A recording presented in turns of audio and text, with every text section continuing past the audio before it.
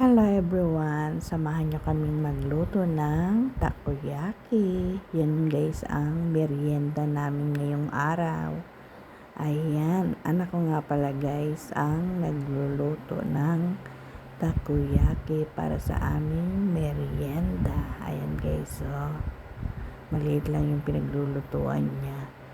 At ngayon naman guys, maglalagay siya ng mga pampalasa. Ayan, ready na yan guys, ilalagay na lang. Ayan, yummy takoyaki. Pag natikman nyo to guys, masarap.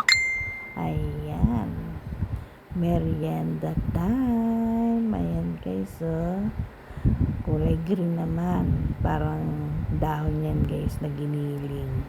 Masarap din siya guys. May isa pa guys na ilalagay yung dry. Tara guys, kain na tayo. Merienda time. Takoyaki ang ating merienda ngayong araw. Thank you for watching. Follow more, like and share.